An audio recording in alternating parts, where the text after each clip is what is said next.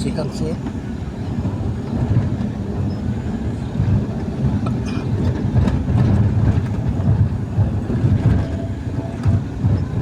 Medyo tag-ulan na ngayon. August na eh.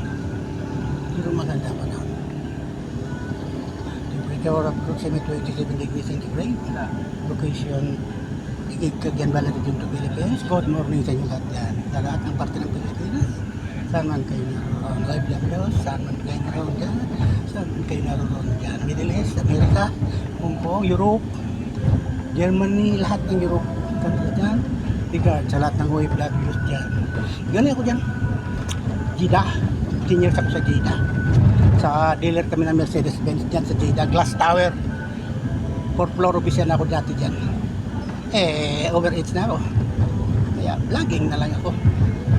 Kaya alam ko ang kalagayan dyan sa Middle East country. Jeddah. Jeddah ako nandyan. Warehouse manager ako dyan sa Jeddah. Dealer kami ng Mercedes-Benz. Jeddah. Glass Tower. Okay. Glass Tower. Jeddah. Malapit sa corner Straits. Papuntang Makarod papuntang Maka, pinaka-head-office ng headquarters ng Muslim countries. Doon sila nagsasamba sa Maka,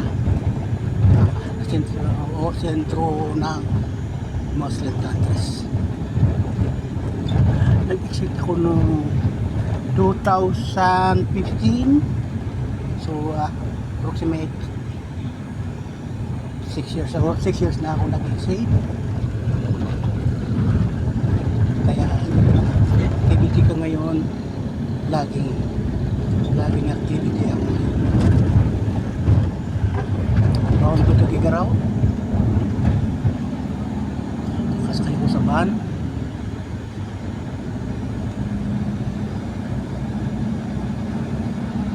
Temperature is excellent. Weather is excellent. Medyo maulan. Pero maganda pa naman.